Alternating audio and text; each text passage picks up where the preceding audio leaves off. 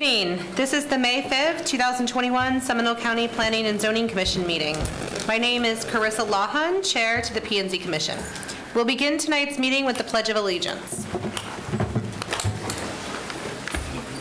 pledge allegiance to the flag of the United States of America and to the republic for which it stands, one nation, under God, indivisible, with liberty and justice for all.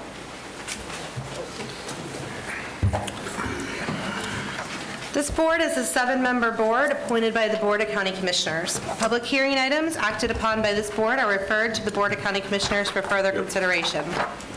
A quorum has been established for tonight, and the board members present are, starting to my left, Commissioner and Vice Chair Stephen Smith, Commissioner Richard German. On the floor, Commissioner Dan Lopez, Commissioner Tim Smith, and lastly, to my right, Commissioner Bob Turnage.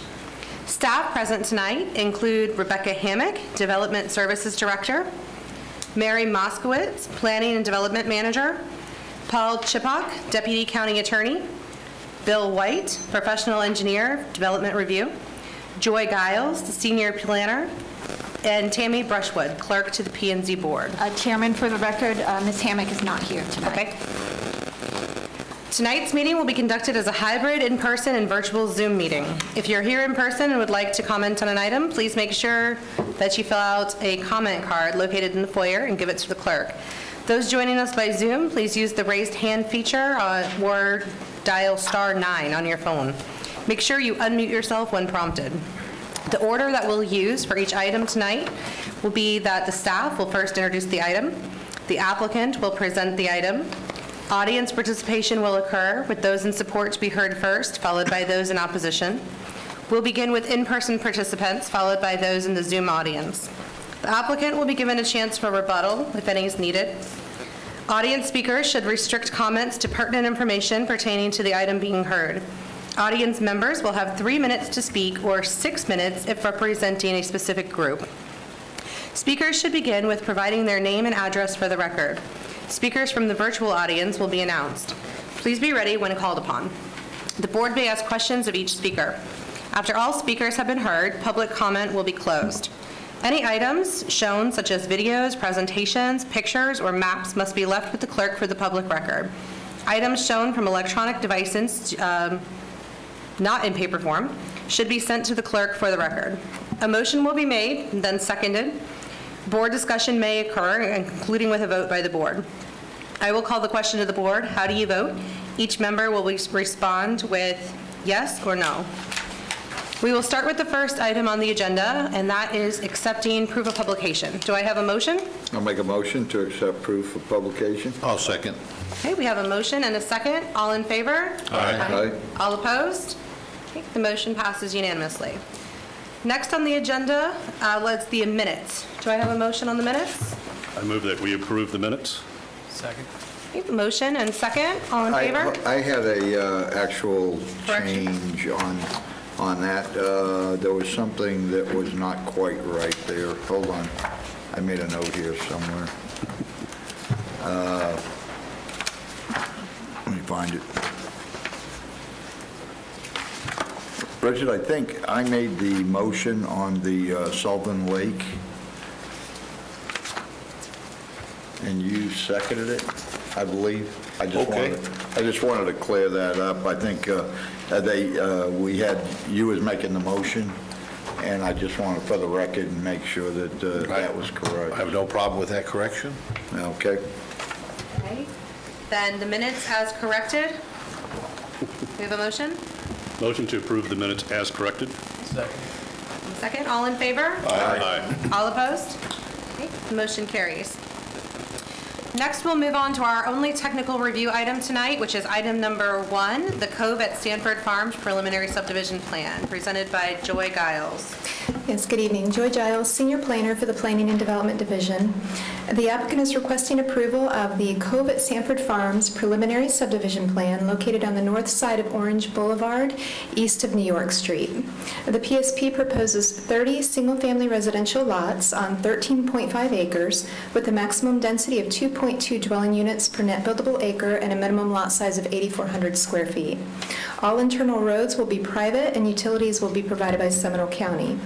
The PSP complies with all conditions of the Cove at Sanford Farms PD Master Development Plan, Development Order, and Chapter 35 of the Seminole County Land Development Code. The purpose of the PSP is to establish a preliminary lot layout of the subdivision. Final details, such as landscape requirements, fencing, and any other conditions of approval will be determined at the final development plan phase and will be listed in the developer's commitment agreement. Staff recommends approval of the preliminary subdivision plan for the Cove at Sanford Farms as requested. Thank you. Questions of staff? Yeah, I have one question. These roads, they just are ending, Bill, and is that legal? I mean, if a fire emergency vehicle comes down? You're referring to the two to the west? Yeah. West end where they just did it? Yes, because as long as it's less than 150 feet. Okay. It's almost like a T turnaround. Okay, It's I just less had than my 150 concerns with them just all of a feet. sudden abruptly in, and it looks like maybe they're planning for something in the future. It probably would be an extension Okay. in the future, but it's not under Okay, this all layout. right, thank you for clearing that up for me. Yeah. Okay, is the applicant present? So the I applicant, had one question to Okay, staff. go ahead. Joy, maybe I'm missing something here. I thought the PSP is the final development plan. You're calling it a preliminary development plan.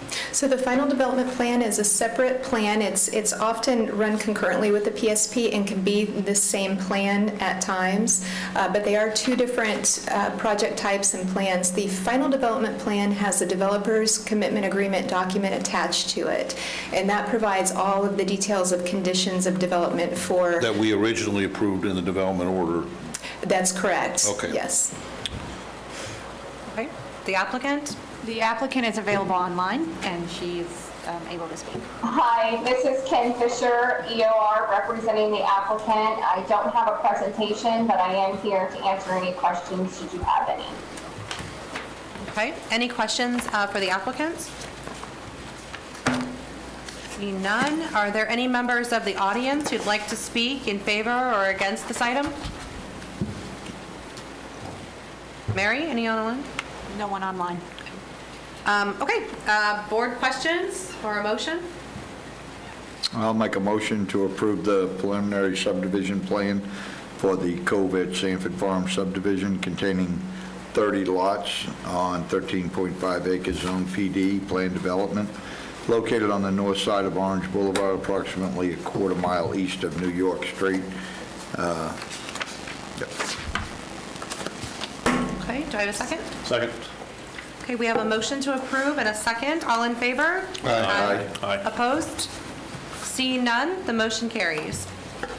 Okay, the next item, staff is requesting a continuance for items 2, mobility fees, land development code amendment, item 3, fire and rescue impact fee ordinance, land development code, and item 4, library impact fee ordinance.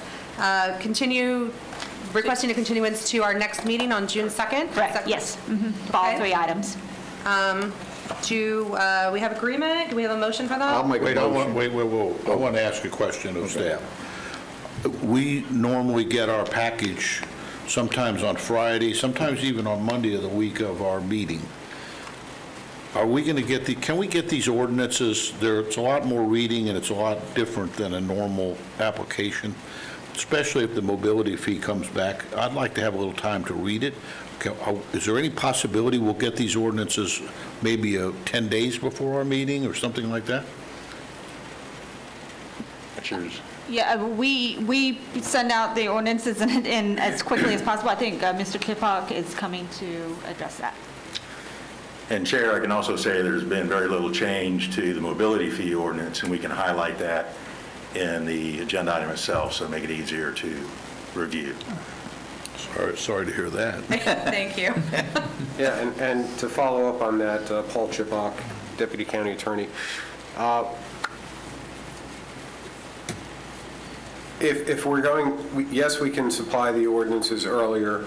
However, if there are going to be, again, this has been a constant work in progress, and if there are interim changes, but from the draft that you get with your packages, do not expect a new draft. We would just do an addendum sheet to keep things a little less confusing if there are additional changes. So I just, I'm okay with that. okay. Yeah, I'm good with that, yeah. All right. So those would thank be you. what, emailed then, or?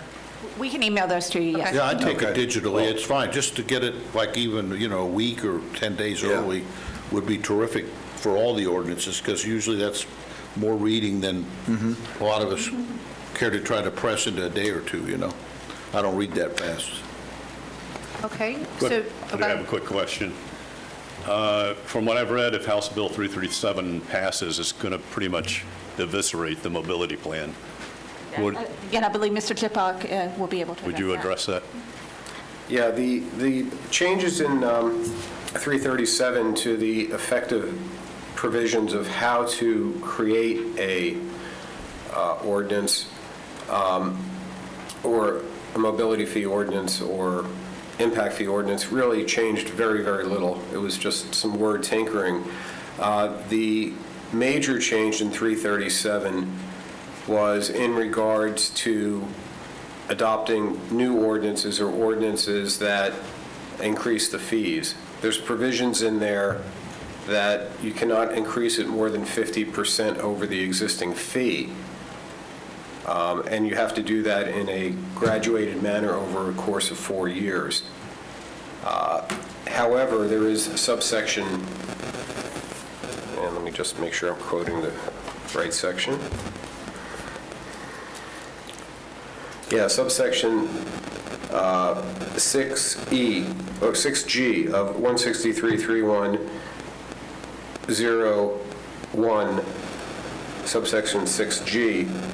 And in that section, it states that you can go beyond that, provided that you first demonstrate a need, have a study that demonstrates a need that was completed within 12 months justifying the need to increase more than the 50%. The second thing is the local government needs to hold 2 publicly noticed workshops dedicated to the extraordinary circumstances necessitating the need to exceed the 50%. And again, that's why we're asking for the continuance, so we can hold those 2 public workshops with the Board of County Commissioners. And at a minimum, I would say the extraordinary the circumstances are, one, we haven't updated our fees in many, many years, and we've based it on new information and the latest costs of supplying the infrastructure that we are trying to capture with these impact fees. But our consultants will address that in more depth at those workshops. And then the third item is the impact fee increase ordinance is approved by at least 2/3 vote of the governing body. So with those, and again, so here, all of the studies have been done within the last 12 months, so we're okay with that. We have the time to do the 2 workshops, and then we'll hold the public hearing. And the schedule will be June 2nd for your hearing to review the fees, and then the Board of County Commissioners, I believe, will be June 22nd. And as we have in the existing draft of the ordinance, and we've advertised previously back in March 28th, the effective date of the ordinance of the new fees would be June 29th, as it stands now. They can always be moved out later, but they couldn't be any earlier because they have to be 90 days from the date that notice is given of the increased ordinances. And, Okay, thank you. Mr. Tipak mentioned the workshops. The first workshop is scheduled for May 18th with the Board of County Commissioners. Okay. Okay, so do we have a motion to continue these items to You our do. next? Item 2 through 4. Correct. I'll second. Okay. All in favor? Aye. Opposed? Okay, these items will be continued to our next regularly scheduled meeting. Item number 5, wastewater and wastewater capacity fee resolution will not require action by this board. It will be reviewed and considered by the BCC at a future date. So we will move on then to item number 6. Rivers Edge Large-Scale Future Land Use Map Amendment and PD Rezone, presented by Joy Giles. Yes. This request is for a large-scale land use map amendment from suburban estates and plan development to plan development, and a rezone from A1 agriculture and PD plan development to PD plan development on 134 acres located on the east side of East Lake Murray Boulevard, approximately a half a mile north of State Road 46.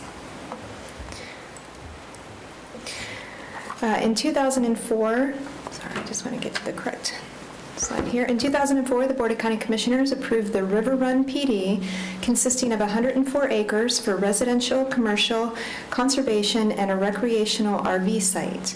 The residential portion, the 40 acres, has since been developed as the Sterling Meadows subdivision, and the recreational RV site consisting of 13 acres remains vacant and is included in the subject request.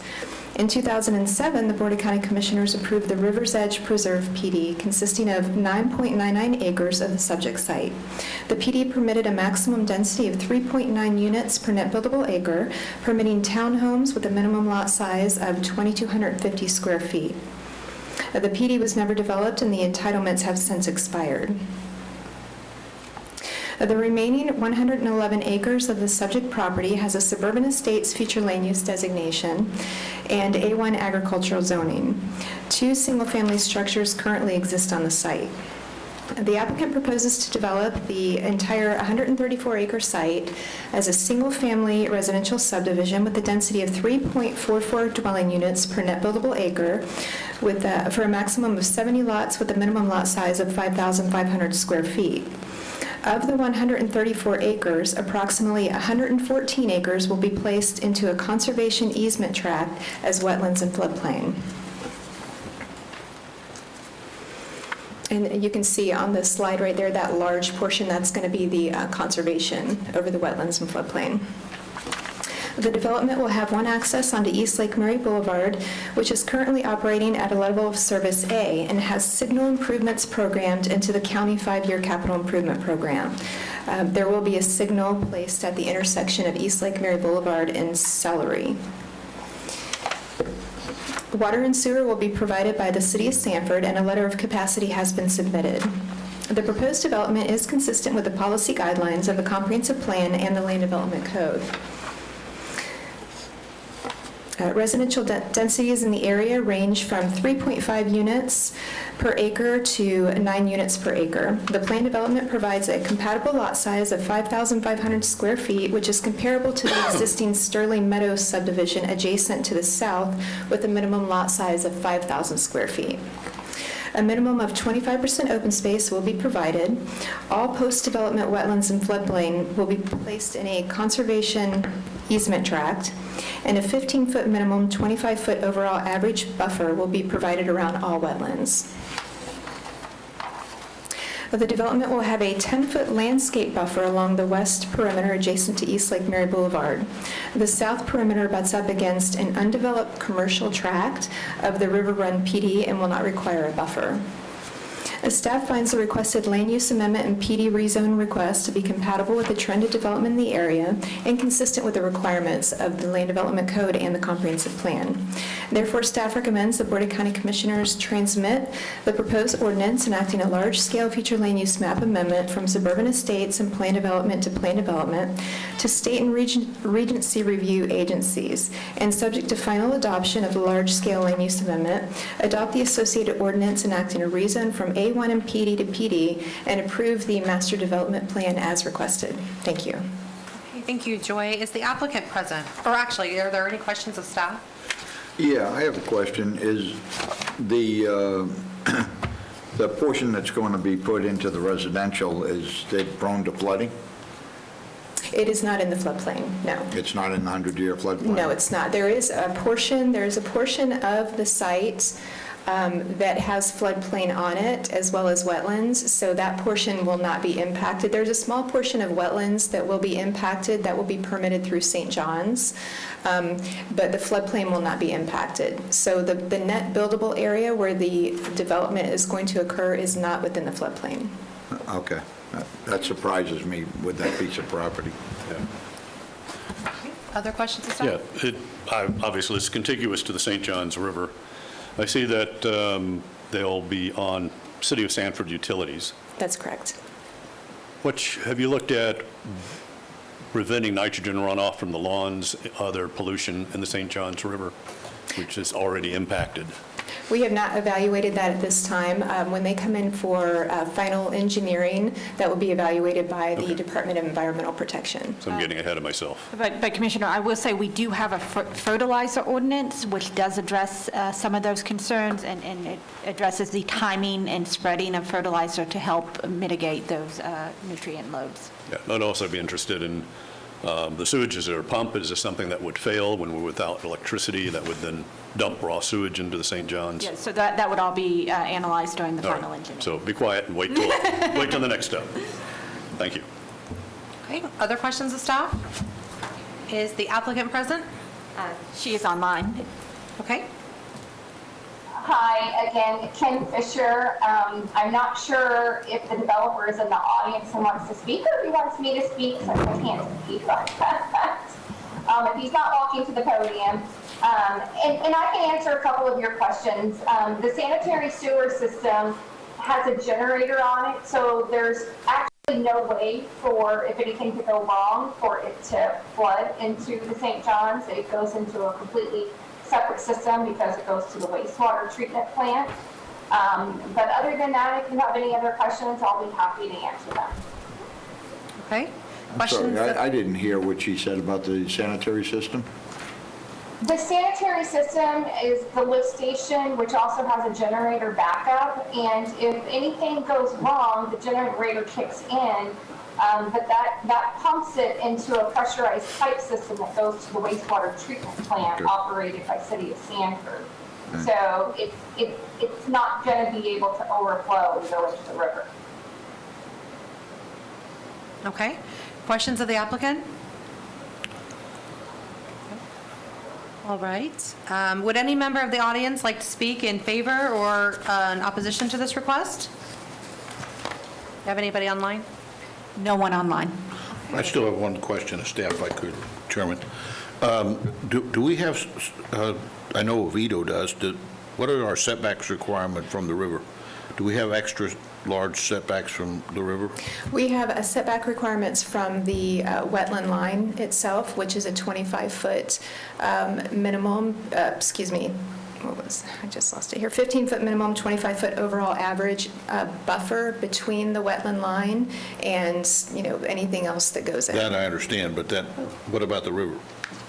From the river itself, no. I don't know of any additional requirements for setbacks from the river. That's from the That's just the econ. Pardon me? The discussion was, we do have a 550-foot setback from the Econ River, but Right. we do not have anything on the St. Johns River. Okay. Okay, there's 2 retention ponds on here that I'm seeing in the preliminary plan. Are those going to drain into the river? I can answer that. Again, Kim Fisher. They will pre-post what's going on we'll have to model what the existing runoff is into the wetland system before we touch the property, and then we're not allowed to exceed that rate after we develop. So then the ponds will actually discharge into the wetland system, which will slowly trickle to the east. Ultimately, it's all connected to the river, but no, it will not directly discharge into the river. Thank you. Okay. Board discussion? Oh, I'm sorry, Mr. Lucas. The two existing structures on the property, it doesn't really say much about them. Are they of any significance? Are they just vacant dwellings? What's going to be involved in disposing of them, or what are the plans? Yes, that is a great question. So in the second phase of approval for this plan, they are coming in with a final development plan and a preliminary subdivision plan. They have submitted that. That is under review. So those 2 homes are proposed to remain for a period of time. And then once they are removed, then those lots will be constructed just like all the other lots. So for a period of time, those 2 homes will remain. And these are owner-occupant properties? Yes, that's correct. Joy, will we see a site plan again, this is just a rezoning and comp plan. We'll see You will see the PSP. the development application. No, not the PSP. Will there be a plan in between? It will not come to this board. So this is the master development plan, and then it will go to BCC for either approval or denial. And then the final development plan does not come back to a board for approval, but the PSP, the preliminary subdivision plan, will come back for your review as a technical item. And then they'll have to come back in for final engineering and final What plan. about setbacks and buffers and all that kind of? That's all decided at the details of the lot layout are decided at the final development plan and the PSP phase. But we do have overall lot setbacks in this development order. So we keep doing this. I'm not going to ever win. We submit these applications and we never really see a development plan until it's already down the road. So then it becomes a technical item. I think I've asked for that before, but I guess it's not a requirement, so I guess I could just talk to myself. We'll listen. Huh? We'll listen. Thanks. But I mean, it's just, I think we've asked staff in the past, hey, when you get applications like this, can you have the applicant at least put in a plan that is conceptual at best? Okay, we'll even settle for that, so we can kind of see what it looks like and what they're intending to do. Sure. It's the master development plan phase is the very beginning phase of it, and it's not always the developer is not always able to provide the design at that time because they're at this time they're establishing your maximum density. Don't you ever believe that. Don't you ever believe that. They absolutely can provide a preliminary plan. But it is a preliminary, and it's establishing density, number of lots, I understand. and lot size and things of that nature. But the problem is, once again, with the public never gets to see it again. It becomes a okay, we let them speak at a PSP, but it's a technical review item, and we don't have to let them speak. So it's really, the public's down the road on this, and they really don't get a chance to see a plan and what the development order is going to say in terms of how it might impact them as neighbors and so forth. That's really my objection. Well, the development order is part of the master plan, so you can see the buffers and the setbacks. It's the lot Well, layout that is not, Sometimes specific development orders, Mary, when you have a plan, then it talks about, the streets and the various landscaping issues and so forth and so on.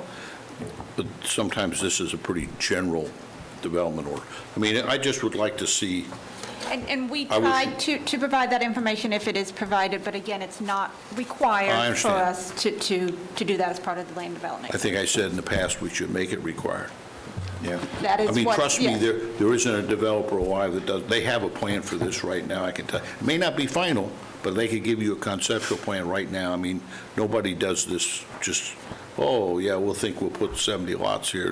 They already know it works and how it's going to work, so it'd be nice if we could see it. That's all. Yeah. Okay. Board discussion or a motion? Commissioner Smith? I had one question. Is the Army Corps engineer permit required on this, or is it outside of our concern? I am not Or does aware. the wetlands, What was the question? the Army Corps of Engineers, is that permit required, or does the wetlands buffer us? Well, as part of the permitting, when it gets to that stage, it will go to St. John's. So you'll have to have That's out- St. that's out of our John's permit, and that, I'm sorry? That's out of our concern here, then? Yes. Okay. At this point in time, yes. Thank you. And again, I may be ahead of myself, but I see individual lot lines extending through the wetlands to the St. Johns River. Will they be allowed to put in boardwalks and docks on the St. Johns River? I see there is one to the south. It's a very, very long boardwalk. Yeah. Well, I think No, that's what's existing right now. That's what's, the lot lines that you're seeing are what's actually existing, the now. various parcel lines that exist now. But then with this plan, will they be able to, That's not being proposed with this plan. that's not my question. Yes. So there's going to be, the wetlands are going to be in a conservation easement, and then they'll have that buffer between development and the wetlands. So no, let's say no access to the river is being proposed with this. But they could, What I'm looking If for is can they or can they received not? approval from St. John's, they could. Okay, Yes, so they would they have could. to receive approval from St. John's for they- any access or You impact. could put 10 boardwalks along completely across the wetlands. No, so what this will be platted as one open space conservation easement, and generally in those documents, if dock access is allowed, it's limited to 1 4-foot dock access, but that would have to be part of the One. conservation easement. So that would go to the river. It could possibly, again, that would be part of that conservation easement. Yeah, I'm asking because I'm looking at Google Maps, there's one to the Yeah. south, and it's very long, it's very ugly, and I could just see 20 of these running through the wetlands and 20 more boathouses on St. John's. Yeah. I've got a problem with this even being happening. This is Yeah. getting dangerously close to the river. And I don't know, I understand we have fertilizer ordinances, but there's no way we're going to keep it all out of the river. I don't see that happening. So I have a problem with this. I really do. I've been crossing that bridge for 40 years, and this property was supposed to be an equestrian facility way back when, and personally, I'm dead set against it. I will say the applicant and engineers in the room, so they could comment if they plan on any dock access. Yes, thank you. It's Kim Fisher again. This property has, actually, I've walked it. It's a very beautiful dock that costs a tremendous amount of money that makes you wonder why somebody would spend that amount of money on it. It went through extensive permitting years ago with the Water Management District for this dock. That will remain. There is an order with the Water Management District regarding this dock. As to far as pollutants, currently the property, there's also a mobile home in the back of the property with horses, and there's some cows out there, and some other livestock. So part of our permitting through the Water Management District is we have to analyze the nutrient loading for nitrogen and phosphorus. So livestock animals causes more harm to the river than single-family houses do. So with the nutrient loading, we have to decrease that nutrient loading going into the wetlands, which ultimately goes into the Water Management District. So at the end of this development, both our water quality is better than what it was existing, and our nutrient loading will be less than what is there existing. So both of those will improve the quality of the wetlands, not degrade them. Further board discussion, or do we have a motion? Still not. What I'm hearing is probably not, which does not make me feel comfortable.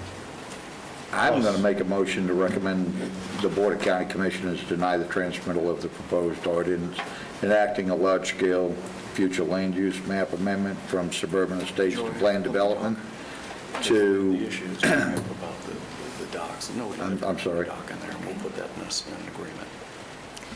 The applicant would like to address the board, if permitted.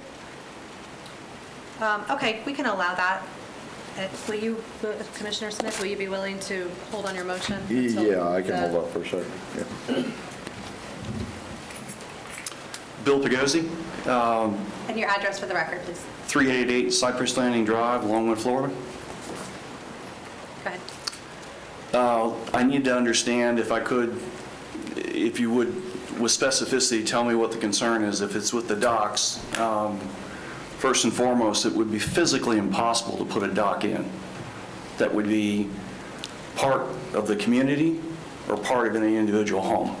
You'd have to look at this property to understand that that's just physically impossible to do. Second, any kind of an agreement that we can give to Ms. Giles, or that Ms. Fisher can give to Ms. Giles, that would attest to that would give you an assurance or an affirmation that there's no permission forever and a day to put in a dock. We're pleased to do that. Was that the largest concern? No, my largest concern is putting 134 houses that close to the river, actually. Well, it's 62, not 134. 134 acres. Well, it said 70 in the application. I know, but it's incorrect. It's 62. So you have a site plan, of course. Yes, we do. Yeah. And Mr. German, if you wanted it, we'd be happy to provide it No, I to you. know, it's not, listen, this is nothing geared at you. No, I understand. It I think you should have a upsets me copy of it, that too. Staff can get it, and they don't get it. That's what upsets me. Yeah, I just think we're getting really, really close to the river here, and I've just got an issue with Your it. dimension from the river is an extraordinary distance. This is not up on the river, and I think that it would be beneficial to look at the dimension between where the community's at and where the river starts. We're a long, long ways away. Long ways. You can't even walk through that. You can't paddle through it. I understand that. I might have missed it, you're dedicating the wetlands to, in conservation, I assume? as Yes, part- sir. Part of this. As long as we have the applicant here, are there any other questions of the applicant? Thank you Thank very you. much, sir. Our pleasure. All right. Mr. Smith, did you still want to make your motion? Yeah, I still do. I want to recommend the Board of County Commissioners deny transmittal of the proposed ordinance enacting a large-scale future land use map amendment from suburban estates to planned development to planned development to state and regional review agencies, and deny adoption of the associated ordinance enacting a rezone from A1 to PD, and deny approval of the associated development order and master development plan for approximately 134.67 acres located on the east side of Lake Mary Boulevard, approximately 1/2 mile north of State Road 46. Second the motion? Okay, we have a motion and a second. Now, all in favor? This is the motion to deny. All in favor? Aye. Opposed? Aye. Can we do a roll call vote, please? Yeah, we need a roll call vote. I'm sorry, I didn't. Yeah, I had an echo, I think. Okay. All in favor? Commissioner German? No, I'm not in favor, not in favor of his motion. You're against the motion. I'm against the motion. Commissioner Smith? I'm for the motion. Aye. Okay. For the motion. Okay. Against the motion. Commissioner Lopez? I'm for the motion. Okay. And I'm against the motion. That makes the motion fail. Did I count that right, Tammy? Yep. That's 3-3. Yeah, we have 6 here. Okay, what do we do in that case? Flip a coin? Do we, yeah, Paul, I guess? We have to have a decision, I think. Is that correct, Paul? Thank you. Is there something that we could do with this, such as what the applicant recommended? Put some conditions in it? Paul, would that be, are we allowed to do that? That would allow someone who's currently not in favor of the proposal to be in favor? I feel like it's jury duty or something. Since, for the record, Paul Chipok, excuse me, since this is a PD, you do have flexibility to recommend conditions. Are there conditions that anyone on the board can think of recommending that would make them feel more comfortable? Or, in the alternative, could we consider continuing this until next month and see the conceptual site plan? And would that make any individual board member feel more comfortable? Commissioner Lopez. If it's possible to put in any type of an official limitation on being able to build out any docks going to the water, then that might be enough to sway me. Okay. I think, first of all, this is he is right, the applicant, this is a long way from the river. If you're concerned about nutrients and other things that are going to make their way to the river, that's where St. John's, that's their problem, and to make sure that that's done properly. So, I think they meet our code. I mean, who likes to develop that close to the river, but it's not that close. So that's why let the thing go forward. Okay, how would we craft, Joy, how would we craft something to restrict the docks and the boardwalks? Sure, I could put a condition in the development order stating that no additional docks be constructed for any single-family lot or recreational, let's see, we could do, or open space recreational activities, so that that covers all bases, that no lot can have a dock on the river, and no recreational open space area can construct a dock as well. Okay, with that alteration, do we have a motion? A new motion? Commissioner Smith? Is there a way to make that access to the river rather than just a dock? Yes, I can. I can little put bit in there broader? that access is prohibited. Okay. Thank you. I could make that as a recommendation that the Planning and Zoning Board are recommending these changes in the development order, so that when it moves forward to the Board of County Commissioners, they will see your recommendations to the change in the development order. Okay. And if it's something that the applicant is agreeable to tonight, we can go ahead and change the development order, which reflects their request, to actually incorporate now your proposal. So the applicant was amenable to restricting docks, but what about the provision of access? Yes, please.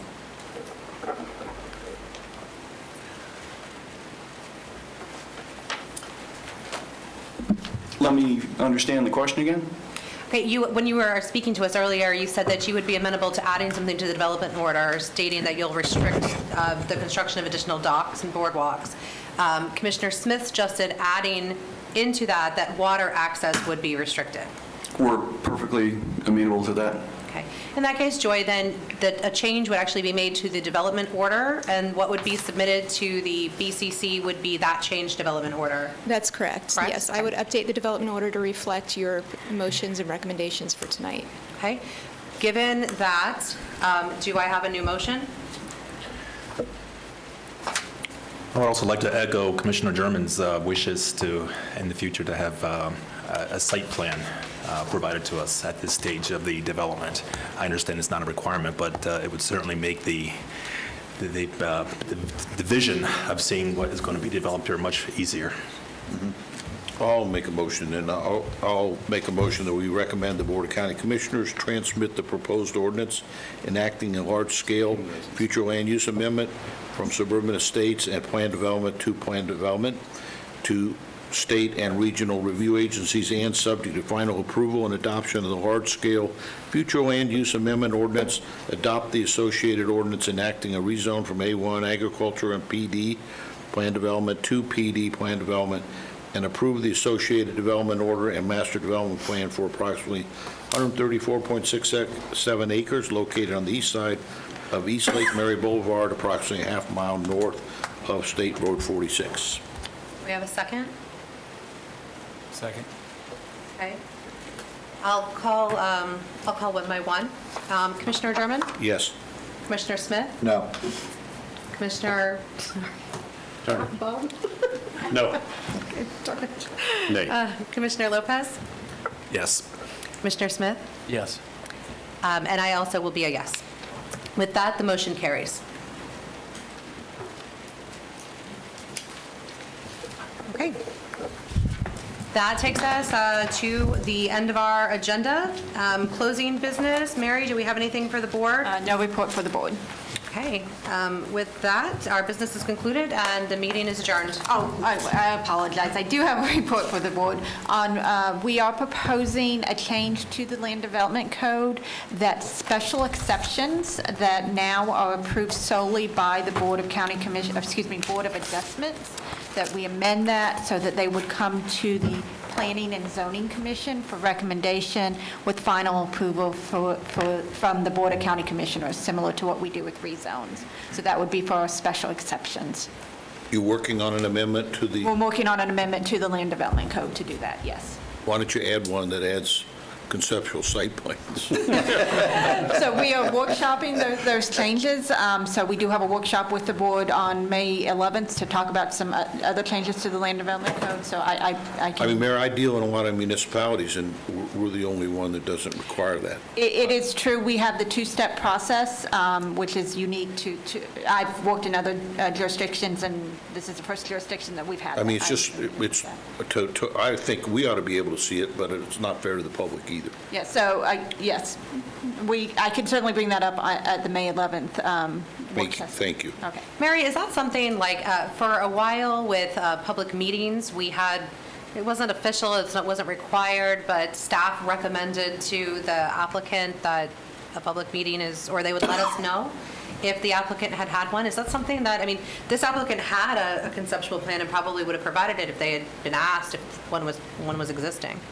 So we do ask for them, and you see that, occasionally we do have developers that provide that. You know, I don't think at the time of the agenda print that it was available, but. Be nice if it was certainly make required, that. though, you know? Again, yes, right now it's not required, you're absolutely right. So it is not something we can require, but we can add it to our checklist as something we can request, similar to what we did with the. Would you support that as a requirement? Would staff support that? We certainly can, and I agree, it does make sense. I mean, you've got good applicants like Charlie Madden.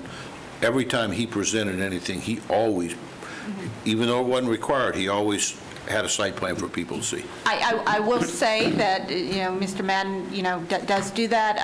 I am familiar with a lot of developers who always say, where is it in the land development code? Show me where that regulation is. So it should be there. Thanks. So yes, but it is something we can certainly add to our checklist and as a recommendation at this time. And if the code does get amended, we can modify that. Perfect. Okay. I have one question. Paul, have we got any, how are we doing on clarification of, we had the discussion of exactly what is considered an HOA group? Remember we had the discussion. Whether or not we could define it as HOA. Yeah, when we're given speaking time. Did you see me stumble on that again tonight? I'll have to defer to Mary on that. Has that been part of any of the discussion on the new notice provisions?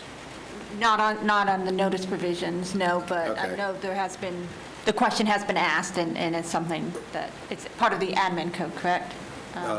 Yes, it would be. Yeah. So we haven't done anything specifically, but we will work on that. Okay, appreciate it. Thank you. Okay. With that, our meeting's adjourned. That was painful.